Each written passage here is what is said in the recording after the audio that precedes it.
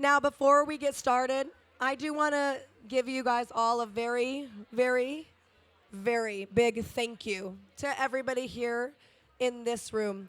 You guys put a lot of trust and faith into what we would be presenting here, also to the process, and to what you would gain from this. I know many of you came from New York and Maryland and Kentucky. I know Keeneland's about to start, and I see a lot of people from Keeneland here. I see some people from many parts of the country. So we really appreciate the fact that you had so much faith in the product that we would have out here today, that you were able to take out the time and come out and do this journey and stay here and be able to hear from all these great people. So thank you to everybody in this room. Without you guys, today could not have been possible. So the first panel that we're going to be doing is called Thriving Through Challenges. But before we get to our moderator and our panelists, I do want to go ahead and thank all of our sponsors. Our co-presenting sponsors are First Racing and FanDuel TV. We also have our big cap sponsor, Del Mar. Our Malibu sponsors include Breeders' Cup, Horonis Racing, the Jockey Club, PNC Bank, the Thoroughbred Owners of California, the TOC, also West Point Thoroughbreds. Our La Brea sponsors are Aces Suited Racing, Fasig-Tipton, Grand Slam Social, Insurance Office of America, Keeneland, the Maryland Horse Breeders Association, My Racehorse, NBC, NTRA, and TOBA. Finally, our supporting sponsors do include Little Red Feather and Tito's, and of course, our media sponsors, the Blood Horse, the Racing Forum, the Pollock Report, and the TDN. So you guys can give your applause now for all of those sponsors. Thank you. I mentioned that the panel is called Thriving Through Challenges, which I think everybody in this room is familiar with. Our panel will cover leading change and growth in the industry, as well as engaging and thriving, and of course, big opportunities. Moderating the panel, I am extremely pleased to welcome up one of my very good friends, and she is Britney Eurton from FanDuel TV, as well as NBC. Michelle, thank you so much. All right, I'm going to have my amazing panelists step in front, and then I'll jump in the middle here. Can we give a round of applause for Michelle Yu? She's doing a wonderful job, right? Exactly. And all of the incredible women that put this Women's Summit together. I think that being the inaugural one, this is something that obviously people wanted to hear from, and I think it goes to show with everyone here today, there's an appetite for it. So one more round of applause for everybody that put this Women's Summit together alongside the panelists that I will introduce you to shortly. Okay, so as Michelle mentioned, thriving through challenges. The women to my left and to my right did not get to where they are today without overcoming challenges. So I'm so pleased to announce to my far left, this is Dr. Dionne Benson, the Chief Veterinary Officer for First Racing, the first to hold that position. She also worked for 7 years. Exactly, I like this. 7 years as the Executive Director and COO for the Racing Medication and Testing Consortium, and also practiced law as a commercial litigator. So Dr. Dionne Benson joining us. Also, we have to my left Rikki Tanenbaum, one of the newest additions to First Racing, Chief Commercial Officer and President of Gaming for First Gaming and Racing. She also has a bachelor's in poli-sci, 2 master's degrees, and previously was COO of San Manuel Band of Mission Indians. To my right, Christa Marrillia, VP and Chief Marketing Officer for Keeneland. She oversees everything, right? Broadcasting, communications, marketing, office services, and retail teams. And then to my far right is Dora Delgado, the Executive Vice President and Chief Racing Officer for the Breeders' Cup. She has been there since its inception. So one more time, round of applause for all of these 4 ladies. We're going to dive right into it, and I very much so want this to be an interactive experience. I know everyone's going to have plenty of questions for the panel, so we'll try and get that throughout the next hour that we have on here. So, Dora, I'm going to start with you. You have been, as I said, with the Breeders' Cup since its inception, 1983, so almost 40 years there. You started as an administrative assistant, now an executive vice president. The overarching question is, how did you do it? I mean, what fueled your success and continued growth there? Well, I did it slowly, apparently. It took me 40 years. And, my path probably wouldn't, necessarily be the path I'd recommend for someone else, right? because I think early on, when I started working for Breeders' Cup and it was in its infancy and I was in my infancy of a career, we grew together, and there was never a thought that I should move on or find a different level and advance my career, because I was fully invested in getting Breeders' Cup off the ground. So we've matured together, I think, along the way, and it's been a labor of love. And I think, as I matured in my job and I started to understand my own value and my own worth to the company, that's when I could really start advocating for myself and my career. And how long do you feel that took? I'd say, probably a good, 10, 15 years ago, I finally, went past the border of saying I'm an employee of Breeders' Cup into I am an executive with the Breeders' Cup, and I'm fully on board with every change, and I'm going to be a part of the dynamic that makes change happen. Christa, I see you nodding right there. I mean, is that something that it takes a bit to feel that worth if you've been in a position for a while? Absolutely, it does. And my journey is similar in that it took me a bit. I've been at Keeneland for 19 years. I started as an intern back in 2003, and if you've ever seen that bumper sticker that has the frog that's getting eaten by the big goose or the pelican, and the frog's got his arms outside of the goose's mouth, and he's trying to strangle the bird that's trying to eat him. And it has the slogan over top, "Never give up." That was really my story and how I got in the door at Keeneland. We all need this bumper sticker, right? Yes, it's a T-shirt bumper sticker, and it's also in my office. But "Never give up" is really how I kind of forged my way into the door. At the end of my internship at Keeneland, they were like, "Bye, you did a great job. We don't hire interns. Off you go." And I just kept showing up. I would show up at employee potlucks. Kind of creepy. Like, I knew this is where I wanted to, this was where I wanted to be. And I actually, my 20-year-old self did a PowerPoint presentation to the president of the company, Nick Nicholson. At the time, I sat at the edge of his desk and toggled through, here's all the reasons you should hire Christa McAlpin, was my maiden name at the time. And I think he was like, okay, fine. Just Pull it in this PowerPoint? Yeah, We're good. well, yeah, just get her out of my office. But my first title, I think, was Market Development Administrator's Assistant. And I was like, yes, got it, nailed it. But to Dora's point, it took a while. I did a lot of lateral moves, as Susan attested to, and just became a sponge. And it was really in kind of my recent history that I was able to also say, I'm a member of the executive leadership team and have never looked back. But it's definitely a story of just don't give up, keep going. Tenacity. I think that's something that a lot of people can take away, regardless of where you are in your careers, having that tenacity to push forward. Dr. Benson, where's the smile coming from? No, I just think about how their paths are so, very linear with one. I took the tortured path. I mean, really, I did. That's kind of what I do the best, I think. Because I started, obviously, as a lawyer, and I practiced for 7 years, and I said, I don't want to do this anymore, and I went back and I went to vet school and did an internship, and I was looking around at the end of my internship going, what am I going to do now? Because I didn't want to work. I don't want to cut colics at 2 in the morning. That is not my idea of fun. I love horses. I love working with them. I love the racetrack.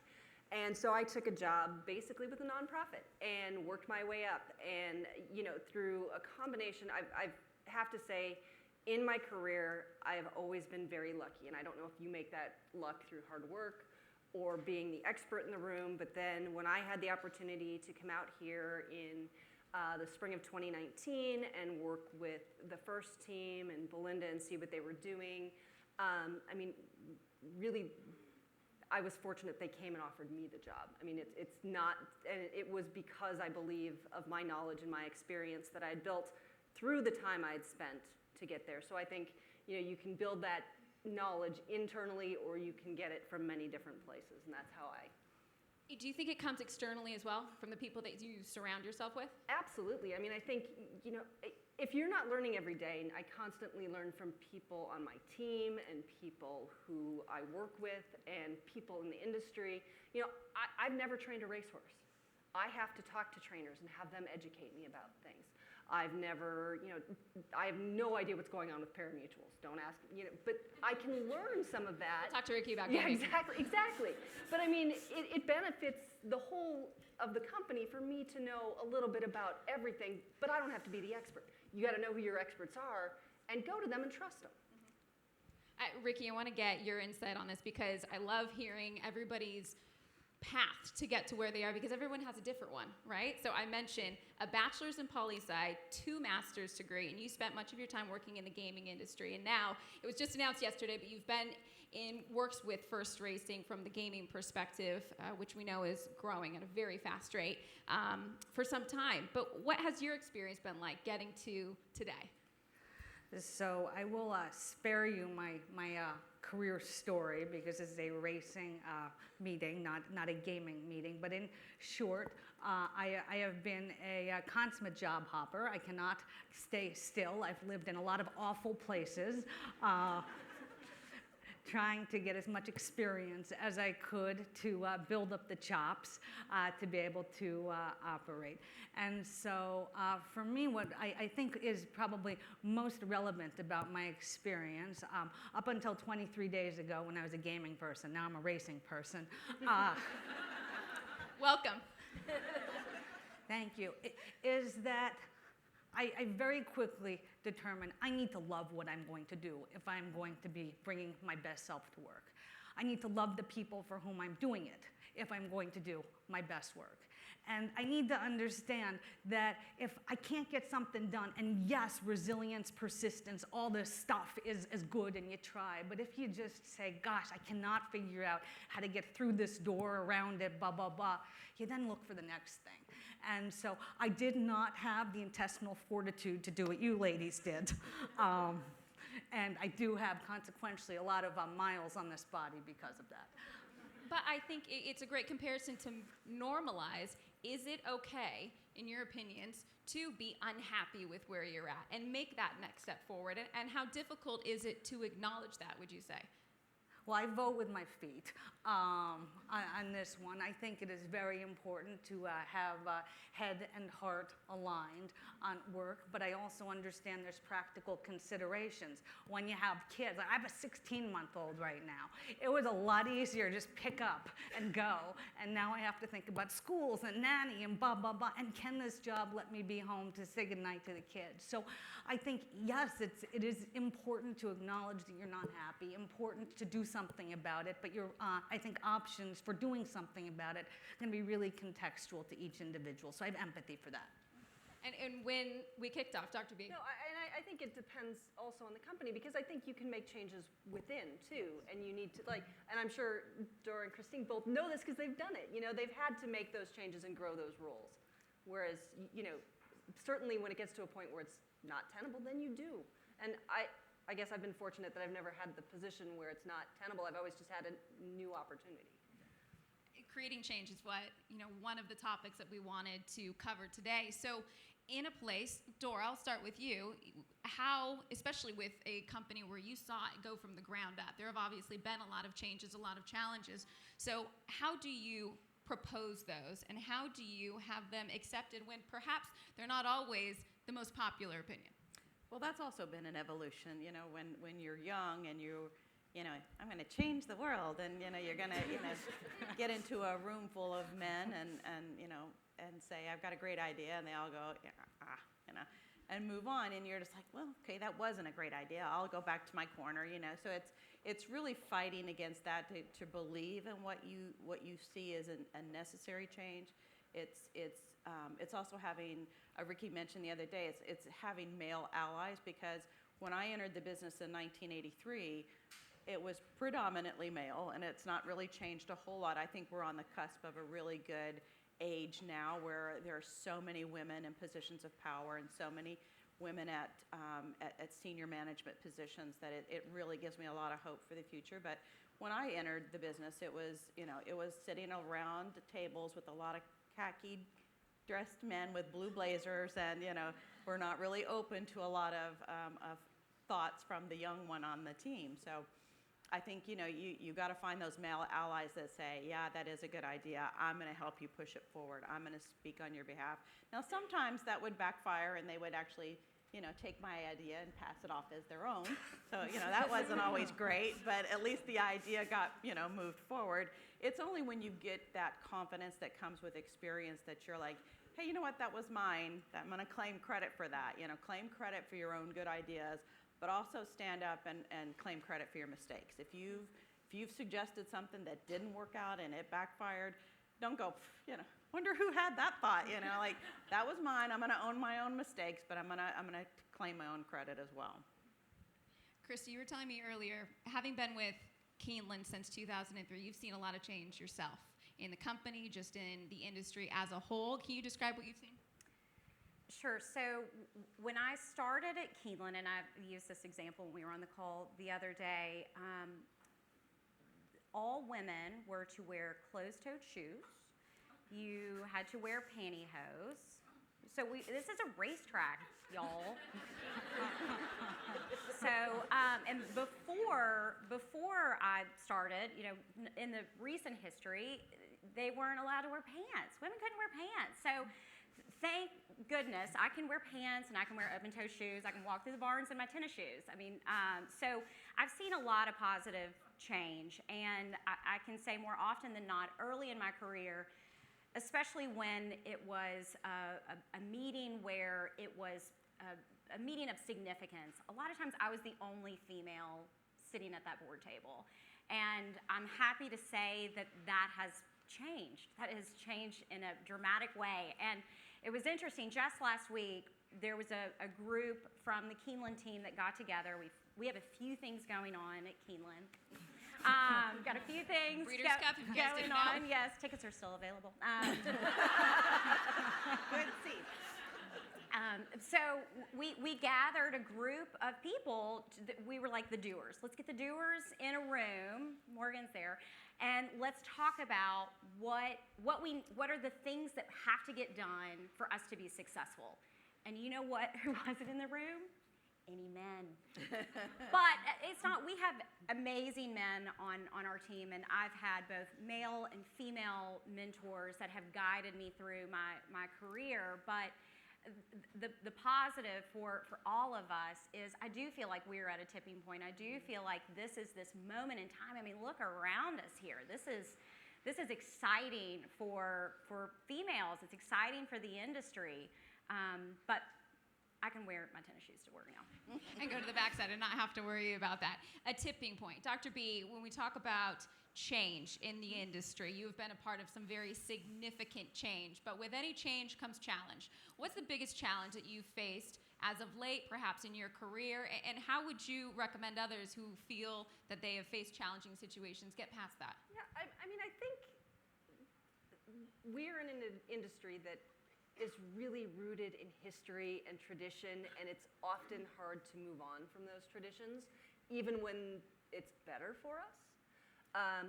I am very fortunate in that I work for a company that embraces change, and so I have people who are beside me and behind me saying, we are willing to try this and we are willing to do this, and a lot of it comes from building trust with the people in the industry. So when I first showed up and I suggested, these 5 or 10 things I wanted to do, I got a lot of, you don't know what you're doing, you not internally, but certainly externally.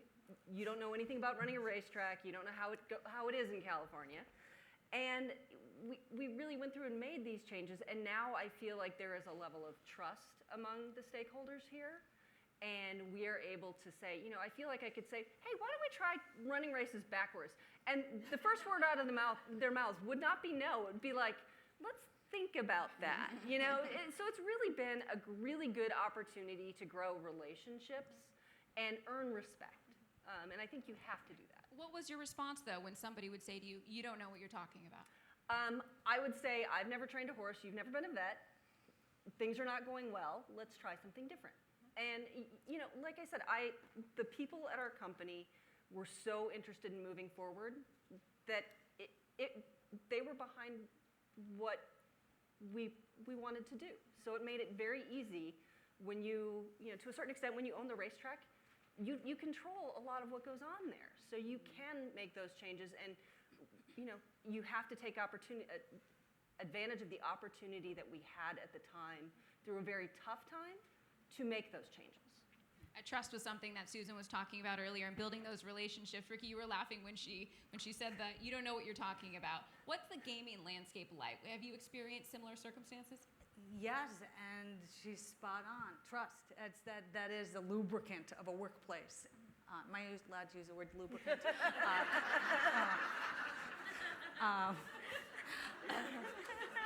Possibly the. Yes.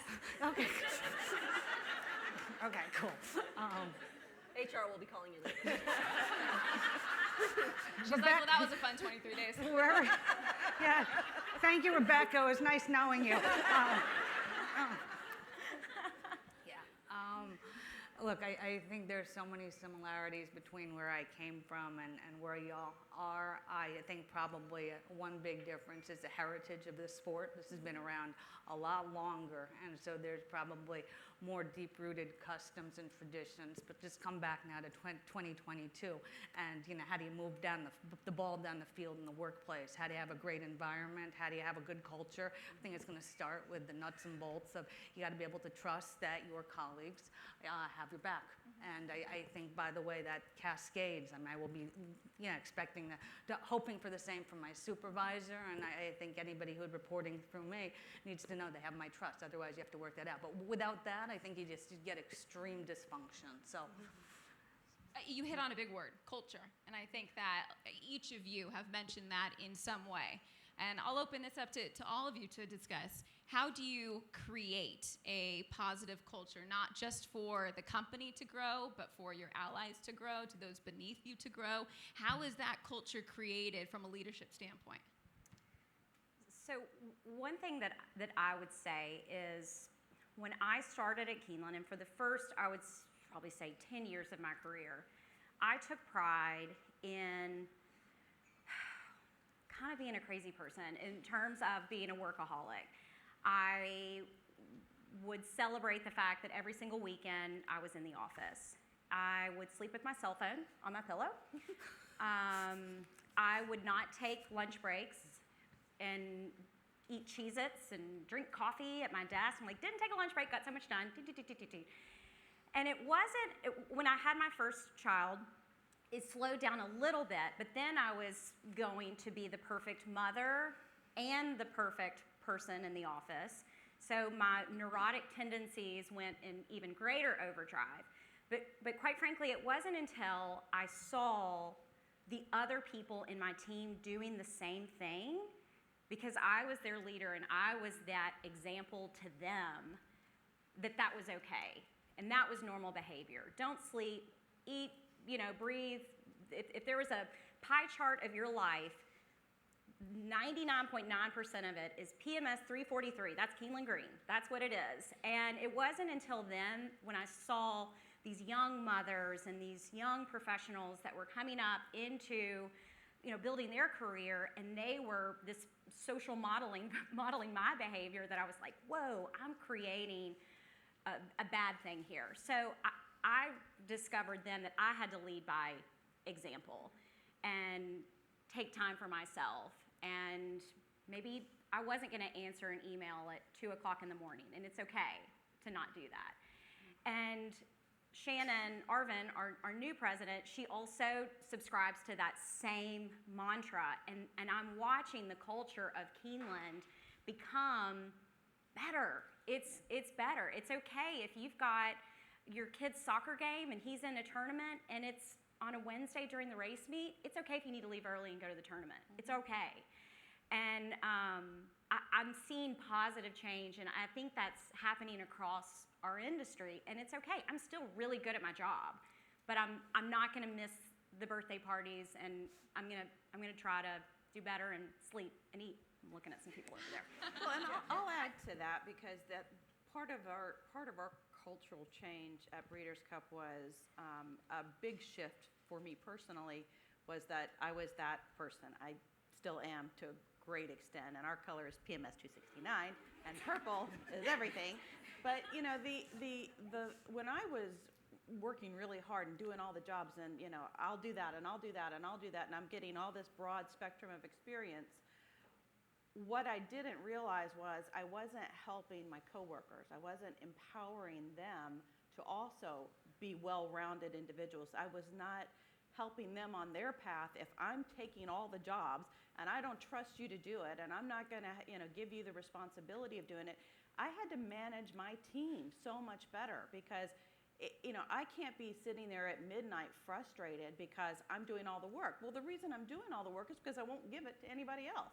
I won't trust somebody to do it. So, you know, I set about really assembling a team that I could put that trust in. I hope they have the same trust in me. But, you know, we share the load. And now, you know, instead of working till midnight in the racing office when we've got Breeders' Cup going on, and trust me, we could definitely just work 24 hours around the clock. You know, we really spread the load out. We try to make sure we're out of there at, you know, 7 o'clock, you know, not back before, you know, 4 a.m. I mean, but it's that sharing of responsibility. It's that empowerment that it's your baby. I trust that you're going to do it right. You know, that helped me grow as a manager. It helped my team grow. So I think, you know, just making sure that you've got that culture of, I'm not the most important person here. You know, you all are just cogs in the wheel, but, you know, like everybody's got a part to play, and we're going to move this organization forward is just really critical, I think, for our culture. And I guess, you know, to a certain extent, I was always about the fact that I did it on my own. I'm the one that worked hard. I'm the one that you know, got all these skills and got all this together, and you should be responsible for your own, you know, career path. That's not necessarily true. I had to really look deep into myself and say that's not true. I had allies. I had a mentor. I had people that, you know, that advocated for me. So I've got to have an open door for the other women in my company. It's not enough to say I support you and I believe that you're working. How am I helping them achieve their goals? How am I, you know, helping them with their mental health when they've run into the same wall 14 times at Breeders' Cup and they can't get their ideas forward? You know, it's really building that teamwork. You know, like Susan said, that kinship of saying we're all in this together, and I'm going to help you achieve your goals because I've achieved mine.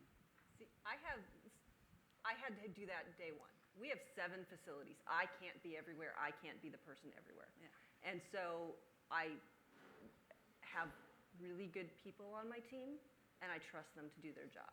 Now, I think my greatest success with them is they always know I have their back. If they screw up, I have their back.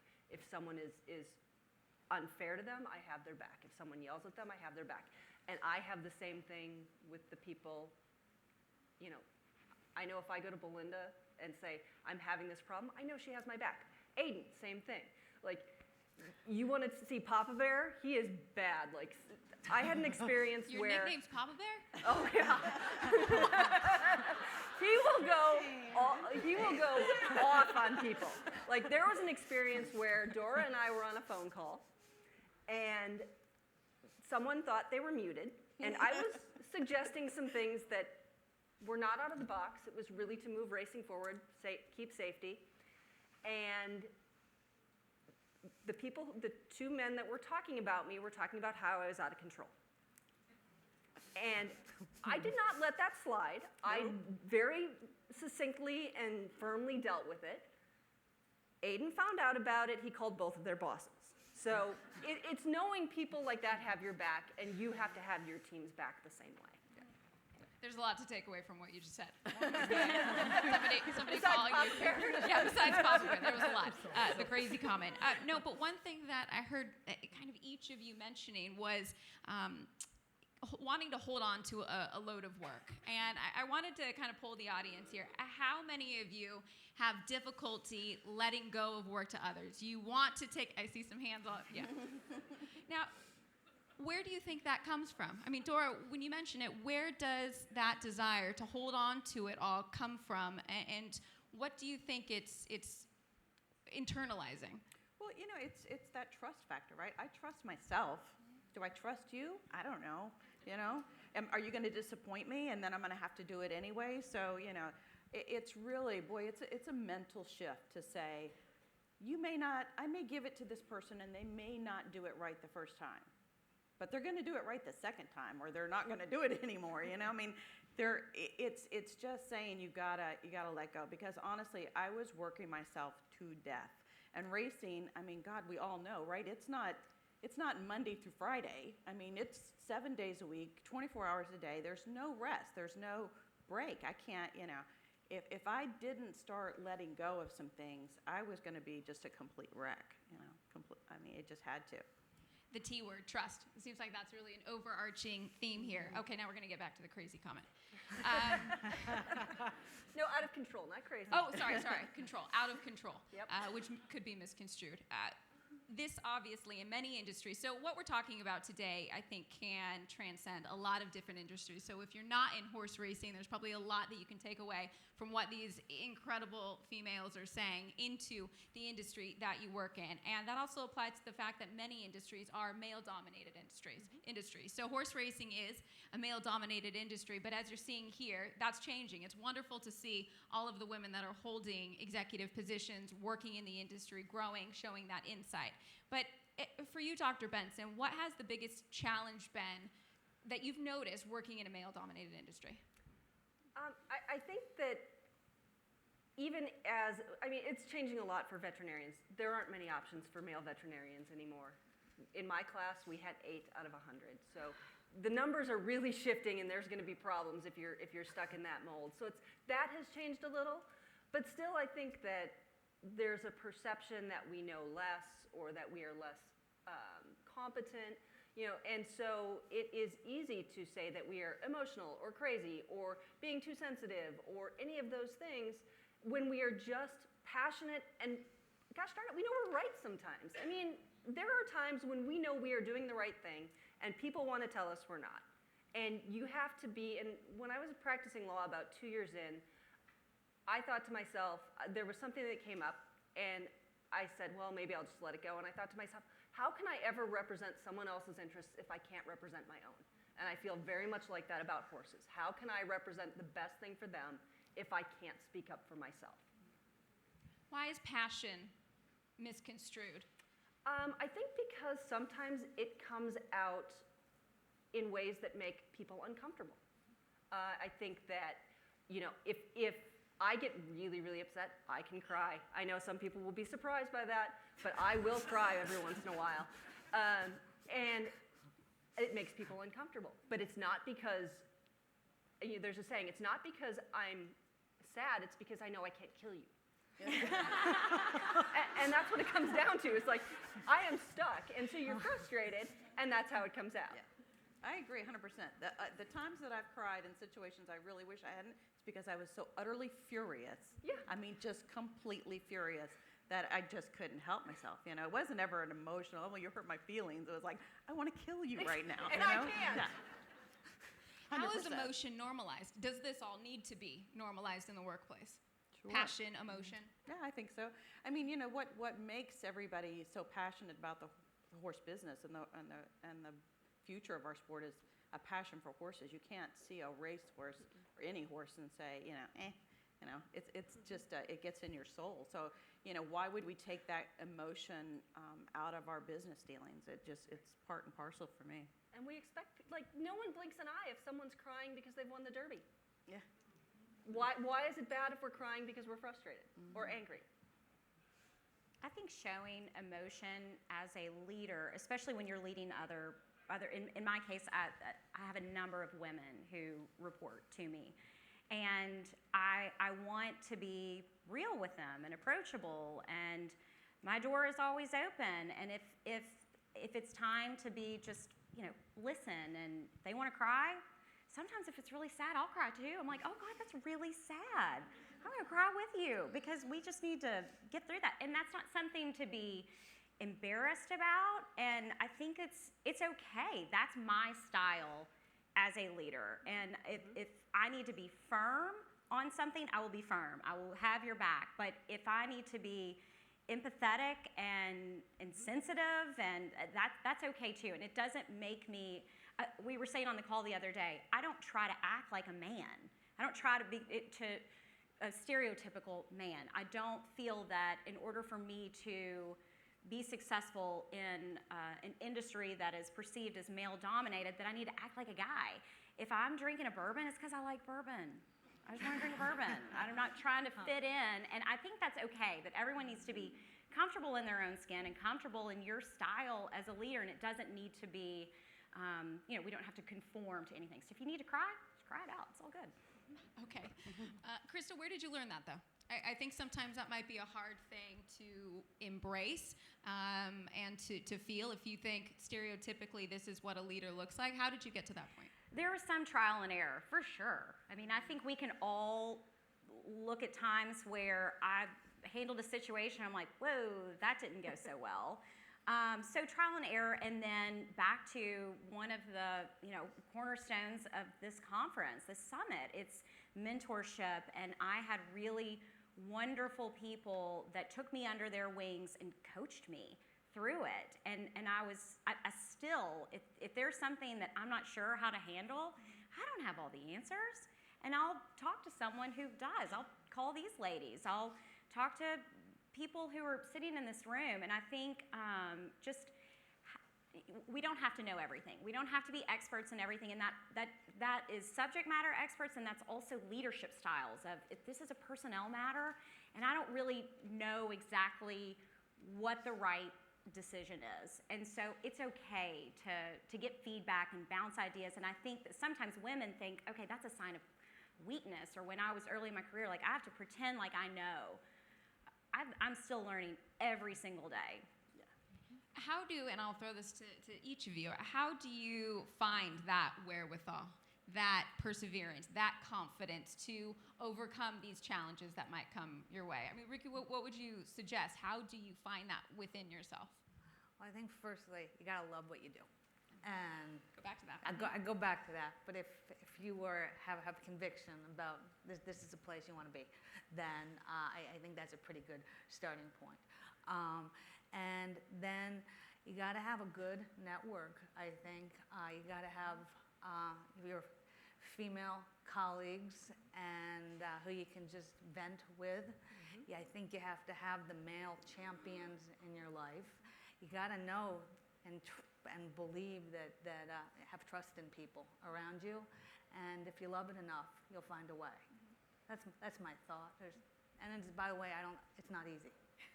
Yeah, Nothing really is, right? That's worth having? Yeah, and I would agree with all that. And I think the other thing we need to do that maybe we don't do enough is you need to celebrate when you do get a win. I mean, believe me, every year I look at how we are improving and how we are bettering ourselves. And, I may not brag about it externally, but I certainly am proud of what we have accomplished. And I take stock of that every year. Well, I know this is something we wanted to talk about. Imposter syndrome. That leads straight into it. How many of you here know what imposter syndrome is, have felt imposter syndrome before? I'll explain it then. Imposter syndrome is when an individual doubts their skills, talents, or accomplishments, and it's a fear of being exposed as a fraud. So not celebrating your accomplishments can kind of fall into the realm of the imposter syndrome. Dora, I know we were talking about this before. Why is that so prevalent? It's part of it is just is youth. When you're young and you don't have the confidence that years in your job or years in your career will bring. Part of it is because we're such a male-dominated society that you will say, as I mentioned before, you'll have an idea and you'll get blank looks. How many times I've sat in our boardroom and just had a bunch of men just stare at me blankly. I'm like, okay, that was not good. So it fosters that feeling of you don't belong here, your ideas don't belong here, you're not part of this larger mentality that's going on. So I think but years down the road, I realized absolutely I belong there. My biggest issue is having to prove my qualifications over and over and over again, right? Like once you get to a certain level and you're like, great, everybody knows I know what I'm doing. And yet, I still have to say all the time what I'm good at and why I'm good at it, and still prove that I belong at the top of this racing organization, which is just, I don't think anybody should rest on their laurels, but I also don't think I ever have in my entire life. So I'm out there every day proving, that I can do the job and innovating on the job. And, there was a reason, that I was named a Sports Business Journal game changer, because I changed the game. I changed how we do things, That deserves a round of applause. Really, really proud of that. I was absolutely floored that I was nominated for it, but I was really, really proud of it. And to have the industry then, basically go, oh, well, okay, yeah, what are you doing now? And it's just like, okay, I'm going to keep doing it, but at a certain point, when are your qualifications enough? When am I not going to have somebody trying to take my job away from me every, year? It comes up again and again, and I feel, like, why am I still out here doing this? At a certain point, am I never going to have the respect of a certain group of people? Maybe not. I mean, maybe that's just the way this industry is. It can be a little discouraging, for sure. But I think that's the biggest challenge to me personally, is just, there's a what have you done lately? That was yesterday's news. What are you doing today? I think you always want to be challenged. I think it's the respect is what everybody is really after ultimately. And why do you think that's still a case? Why, as the executive vice president of gaming for Breeders' Cup, do you feel that you still have to prove yourself? Is it an outward or an inward thing? Oh, I think it's definitely outward. I mean, inward, I do believe I belong there 100%. I think everybody, it's the new shiny toy. If somebody comes and says, hey, I could do this job so much better, because I'm a man and I've had this other position, and, it's just a combination of things, honestly. I think if you have really strong management at the top that respects you and believes in you and validates you, you're not struggling with that. And I won't say we're there. I won't say that 100%, because we're very much a Kentucky blue blood, kind of organization still. There's some change happening. Define that a little bit, though. And Christa, you could probably speak on it, too, because we're in Southern California. So are there challenges not only that you're going to face in a company, but specifically in a company in a specific state? I would say so. I mean, there are generations of people that have had the same jobs or variations of the jobs. There's always a friend at the country club that's got a nephew that's just graduating and, really would like to get a job. And, it's just that constant, pressure of, well, this guy is really great. I play golf with him. He's a member of my club. He's got a son that's looking for a job. Where can we fit him in? Nowhere. We don't have any jobs, So I think that, it's, and there are generations of men and people that have been on our board of directors, and I love them all. They're very strong individuals, but it's a very, they're breeders. They've had family farms for generations. There's a certain way of doing things. There's a certain mentality that they share that, they how to explain, they don't put on their Breeders' Cup hats a lot of times. They put on their farm hats, and instead of, what's good for the industry and what's good for the organization is a really hard hurdle for them to get past. What's good for my farm, what's good for my sales, what's good for me. So I think, that's, kind of what I mean by the blue blood, Kentucky aristocracy. It runs deep. Connections are everything. It's a very strong network. But if you're not born to it, there's a little bit of a barrier to push through to become, accepted and respected by it. Well, and I was just going to say, I was not born in horse racing, and I do think that you're exactly right. I think it can be really intimidating. It's an intimidating sport. There's a multitude of different languages from the horse anatomy. I don't know any of that stuff. And I mean, just even represented on this panel with the wagering and reading past performances, and then you go into pedigree pages when you're looking at the sales. And so for people who have not had this, generational time in the industry, it can be intimidating. And that was definitely where I was. But there's a lot of great things happening. I'm looking at Amplify right now, and Ed Brown Society and mentor programs that are bringing people into the industry and kind of demystifying it. But yes, when I was 20 years old trying to break into Keeneland, I think at first I was afraid to ask questions because I was afraid that I would say something wrong or make myself look stupid. And once I got over that, I found that the people in this industry actually really like to tell you their stories. They really like to sit down. Dr. Brown, I sit in his office and I'm like, Stuart, can you tell me what all of this that just happened? And he will walk me through, and he really appreciates me not acting like I know what was happening with this horse. He wants to tell me. And I think we find that throughout our industry. People are excited to share their little piece of the pie or the whole pie if they know about it. So don't be scared. Don't be scared. I want to get an outsider's perspective because you mentioned it can be a very intimidating sport. It may feel like there are barriers to entry. What was your initial impression of the industry as a whole before you joined it, Rikki? Well, I don't know any of the words. Yeah, I'm still learning myself. We make them up all the time. Yeah, it's complicated. I mean, I come at this from a gaming perspective, but just the wagering alone, to me, when you compare this to, a slot machine, looks really complicated. Like in my world, you press a button. Here, you got to do a bit more. So from that, it's not particularly consumer friendly, especially in this world of e-commerce. So it's tough to break into. And then I can't even begin to talk about all of the rest of the economy of what you do. I mean, I'm learning so much every day. And in fact, a couple weeks before I started my job officially, I would sit down with my supervisor, Aiden, weekly, and he would give me probably like 19 pages of notes, and I would spend the entire night in front of my computer just trying to understand you all.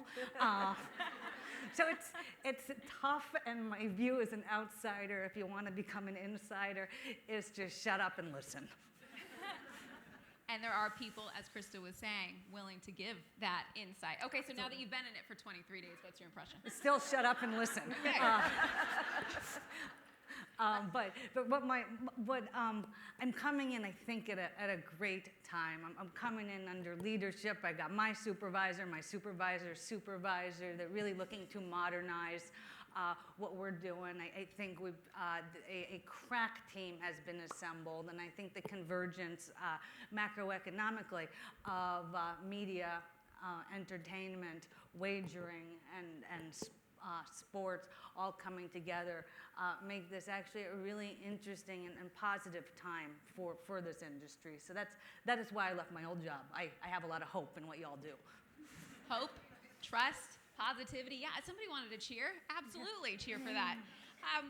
We talk about all of the challenges that are faced, and you have tackled a lot of them today.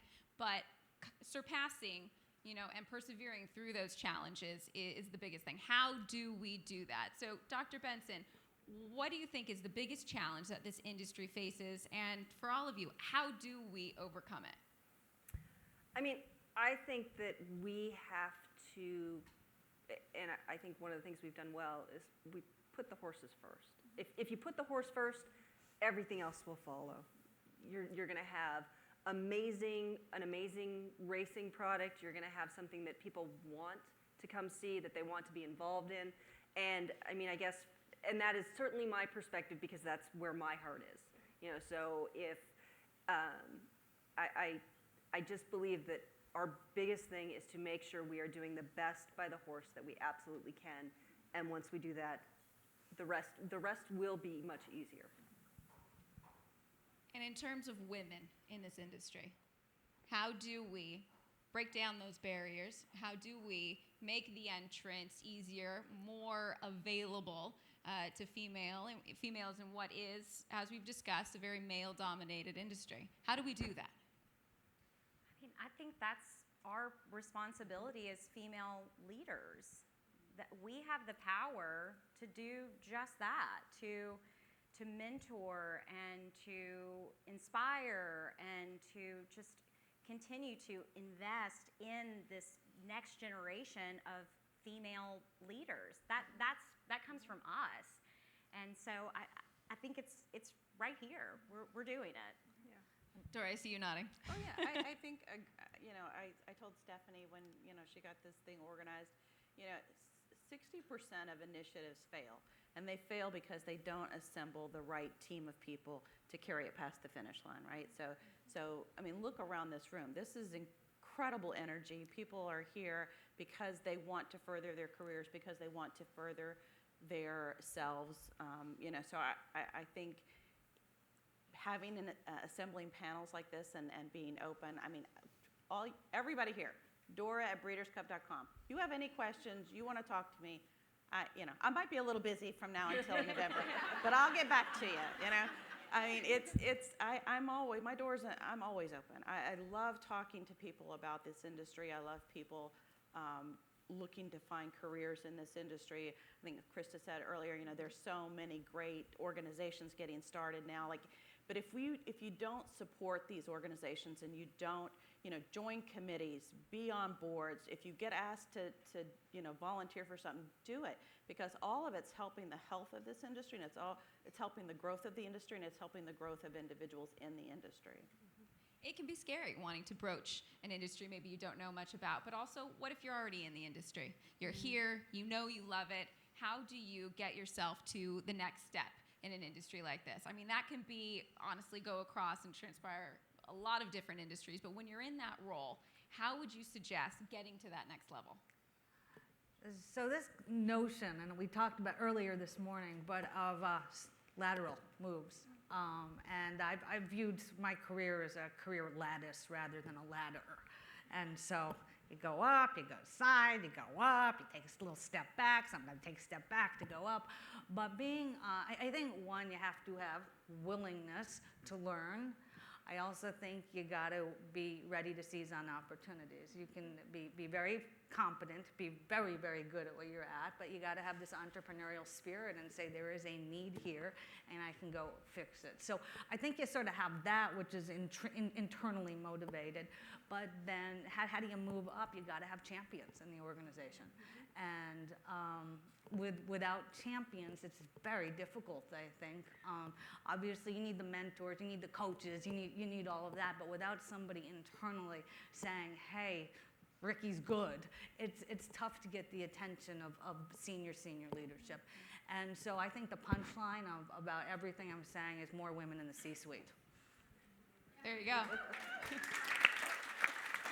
More women in the C-suite. Dr. Benson, how do you find your champions? Where does that come from? I think a little bit of it is organic. I think that to a certain extent, they identify you because they see something in you.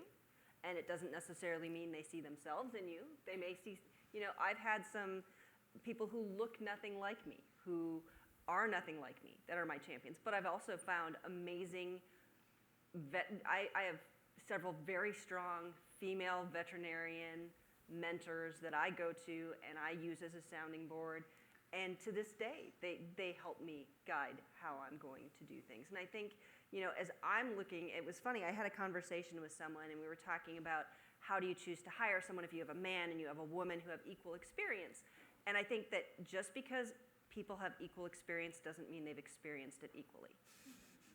And the job that I need people to do is to fight for the horse. Now, I don't mean that they have to get into arguments, but they are the advocate for the horse. And so I know if, in general, a woman has gotten to a point where she is, the same level as a man, she probably has had to fight a little bit more for that, so she's a little bit more willing to fight in a good way. And, it's reflected in the people that I surround myself with. I've got 4 senior veterinarians, 3 of whom are women.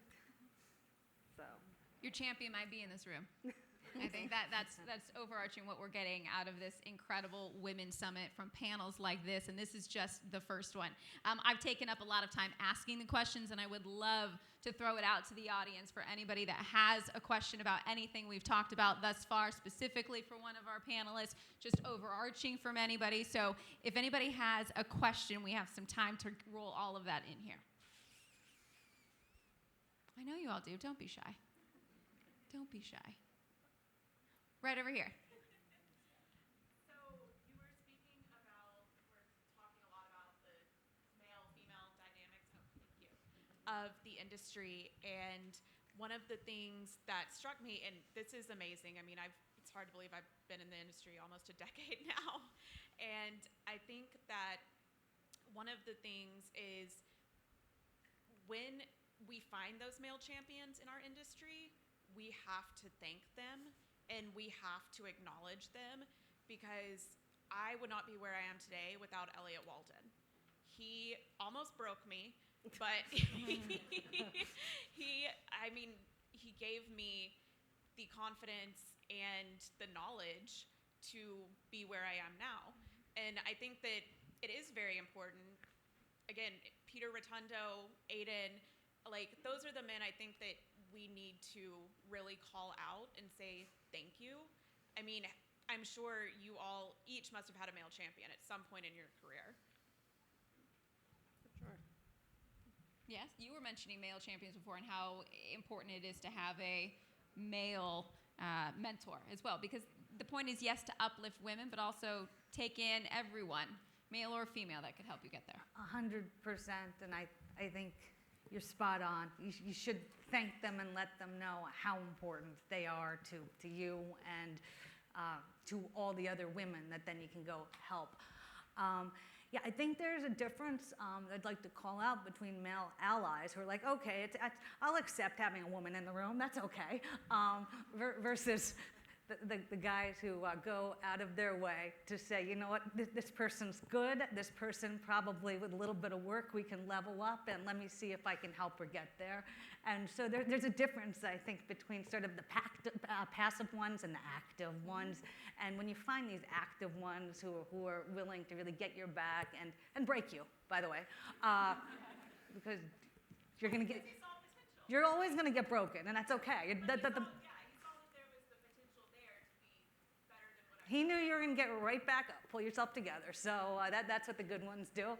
So I think find yours and hold on to them and hug them real tight. Well, and I think it's important, you know, what you're saying there is like, give that feedback back to them. So that they know they've made a difference, and the next opportunity they have, they'll do it again. You know, if you just take it for granted that you had this wonderful champion that helped you with your career and taught you things, share that love back with them, because they'll keep looking for opportunities to do more. CEO and president of WinStar is Elliot Walden, for those of you that don't know. I'm just going to jump in for one question before we get to another one. Oh, we have one back here. Jody, go ahead. Hi, I have a question, because I think that this is great. You talk about allies. As somebody who doesn't come from racing and is now in racing, I had my own challenges getting in. But what I'd love to know as an executive is, I see so many women involved, is what can we do? What can the men do besides Aiden? Seriously, what can we do to help foster an environment where women feel more comfortable, and how can we make things more accessible? I mean, I think the challenge is as much on the men in the room who are here as it is on the women clawing their way and fighting their way to the top. So I think one of the things that Dora's touched on a couple times is that when you are in a meeting and a woman has an idea, take it in and don't necessarily dismiss it outright. I mean, we were talking on the phone the other day, and I have to go to several international meetings, and a lot of times the other women and I have this strategy in the room where one of us will bring that idea back up and reference it to the person, which, you know, when you get to be a little bit of a nag about it, people will listen, and they will actually maybe stop and say, oh yeah, that is a good idea. And it doesn't mean that every idea we have is going to be good, but at least we should get the airtime of having it discussed. And that is something that any meeting, any man, any woman, any of us can do for each other regardless of who the idea is coming from. Agree. I also think there's some things just culturally about your question to what can the male executives do. Listen to the females in the office and make sure that we're fostering a work environment that is conducive to a lot of the stuff that we are all managing. So if people need to work from home a little bit, that's okay. Let them work from home. You know, if what's the maternity leave policy like? Keeneland had I basically, after I delivered my child, I think I fired off a few emails, but now we have a wonderful 12-week maternity leave. I mean, there's a lot of great things that just looking at the message that you're sending through your policies of, can I manage it all? Can I have this work-life balance? Because I think that's really important to us as females. We manage all the things. All the things. It doesn't matter if you've got kids or you don't. We're still in charge of all the things. And I'll just add one other thing.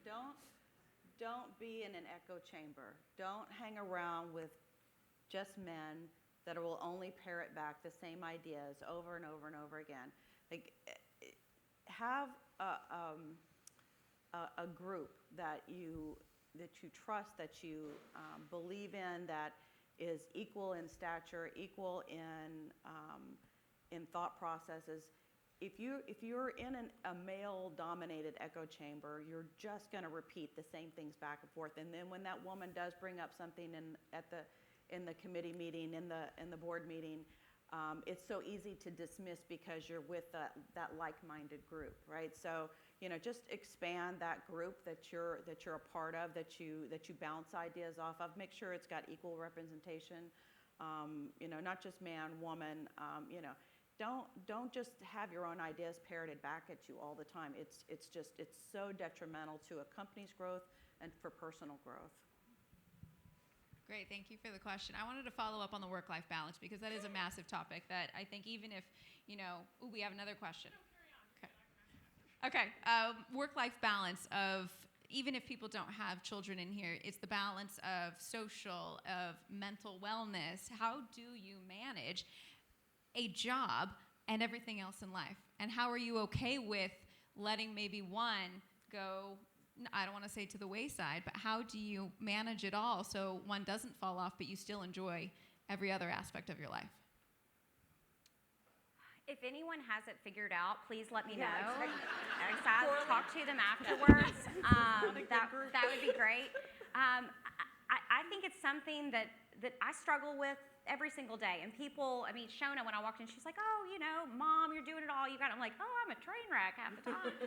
But I think that we also just have to give yourself a little bit of grace, that sometimes you are going to be the superstar at home, or you know, right before the race meet, I'll cook a big meal for my family, and I'm like, ta-da, look at this. Look at me, I've got an apron on, I'm doing all the things. I'll see you in a month. But it's okay, you know, it's okay, and I'm okay with it. My kids come out to the track to see me. I think that's really important, and if you can't work-life balance, bring the rest of your life to your work. And we actually work in a really cool industry that I want my children to love to come to Keeneland. I want them to go in the jocks quarters and Jill Babe to feed them a piece of pizza. Like, that happens, and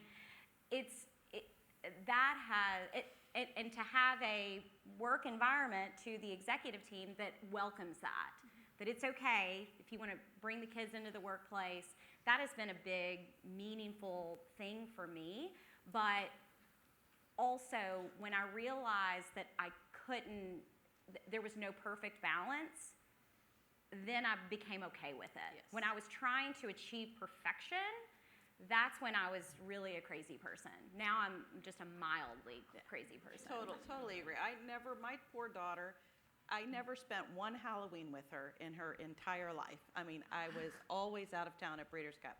You know, it is her favorite holiday of all time. So I'm not sure what that had to do with me not being there, but you know, she is, you know, she's fully invested in Spooktober, as she calls it. So, I mean, but that's at the time, I was like, this is terrible. I am never going to, go trick-or-treating with her. I'm never, here for fall festivals. And it's like, it's okay. Honestly, it's okay. Whatever your balance is, whatever you figure out makes you happy, go with it. I was telling this group the other day, it's like, my mother was like, I was out marching in the streets and burning bras and getting women's rights, and you people just squandered it all. And I'm like, I had enough to do. I was, I had other stuff, So, I fully admire people that have a great balance. I am not one of those people. I'll just, be flat up about it. I work a lot.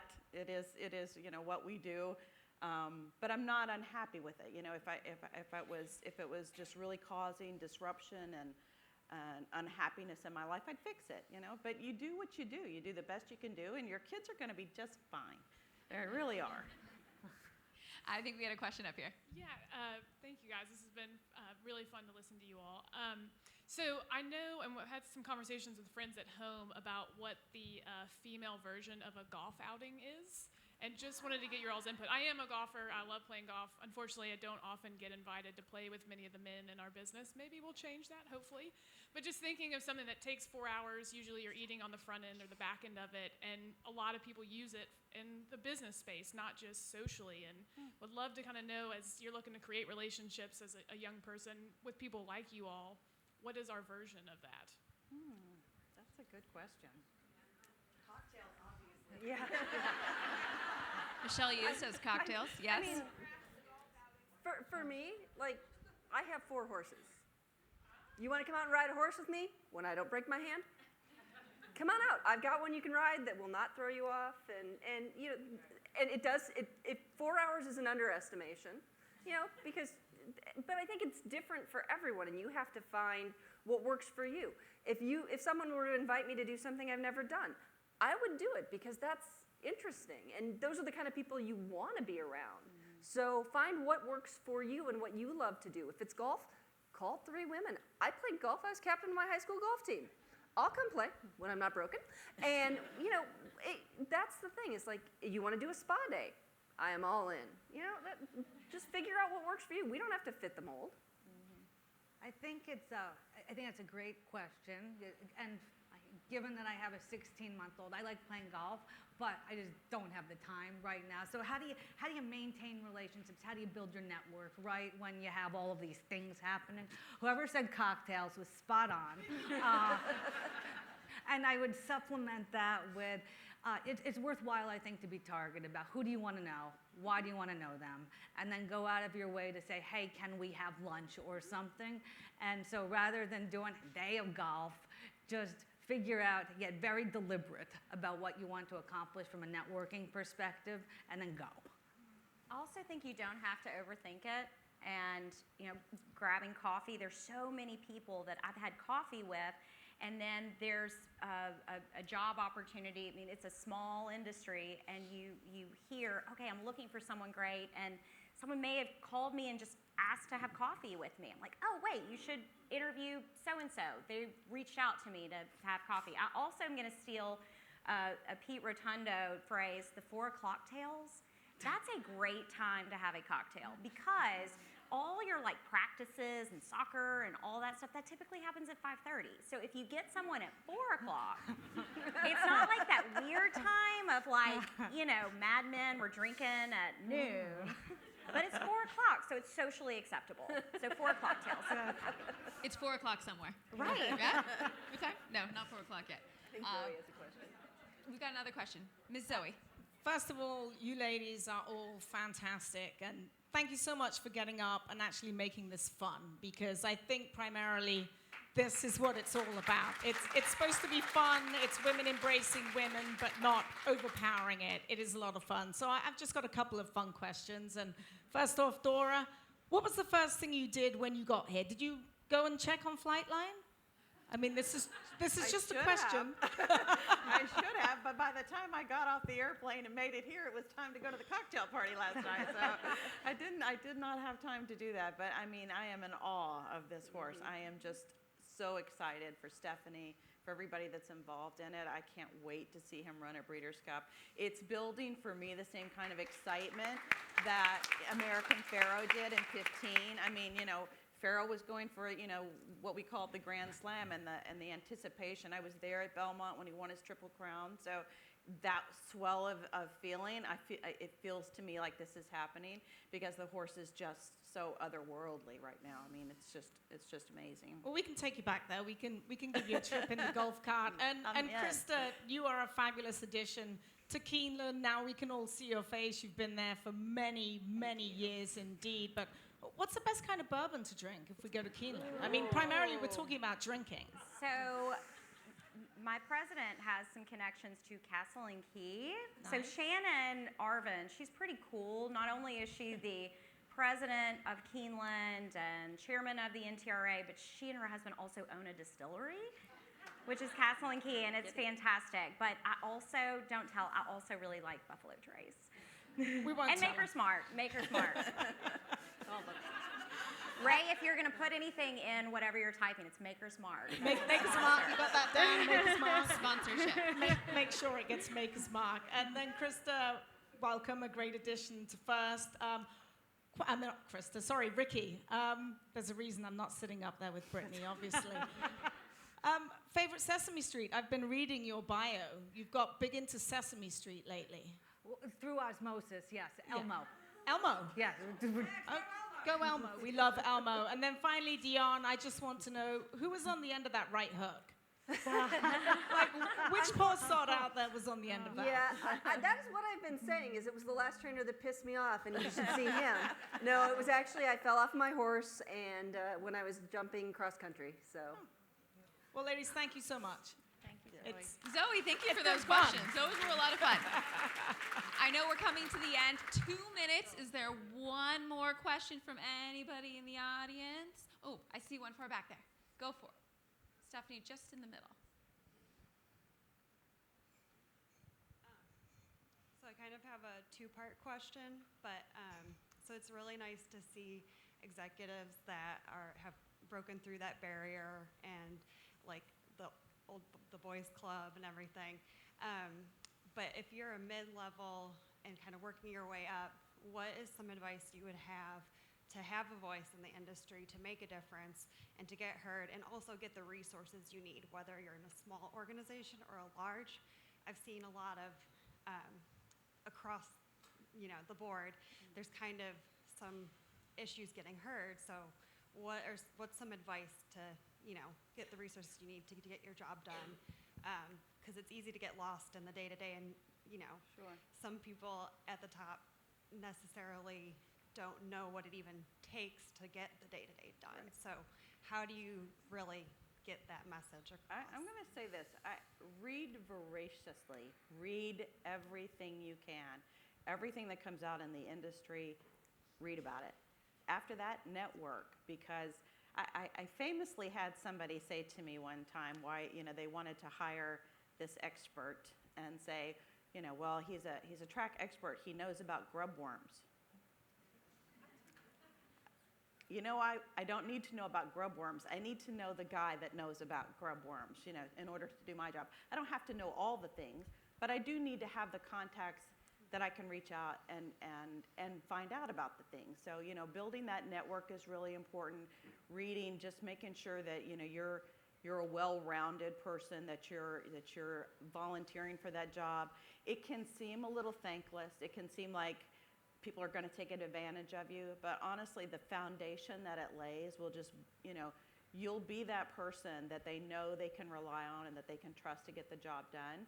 So it may seem at first like you're just extending yourself a bit too far and somebody else is slacking because you're doing the job that probably they should be doing, but it'll pay off in the long run. It really will. I would say also, you try to have a little bit of patience. It is a marathon. It is not a sprint. You don't get here in a year. You don't get here. I'm almost 50. I'm not in my 30s anymore. I didn't get here in my 30s. But I do believe that there is some benefit to becoming the expert in your area, because then you will ultimately be the person who is called upon. And that's how you get to taken seriously. I'll add one thing. This is just sort of general career advice. What my boss finds interesting, I find fascinating.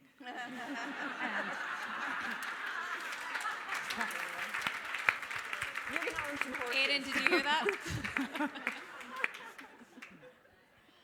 I love it. Thank you so much for joining us today. A massive thank you to the 4 incredible women that are on this stage today and for everything that they have given the industry thus far and will continue to do. Ladies and gentlemen, Dr. Dionne Benson, Dora Delgado, Christa Marrillia, and Rikki Tanenbaum. I know it's lunchtime. You're all ready for it. So much more to come here at the Women's Summit. So once again, thank you. Panel, please stay seated, panel. We're going to have a little photo op for you guys, okay? But just don't leave was the key. I know everybody wants lunch. Christa, my kids love Santa Anita, but they want to love Keeneland too, so I'm going to call you. Everybody else, it is lunchtime, so we're going to be heading to the chandelier room for lunch. We're not going to make you eat on your laps today. So if you guys all head in this direction,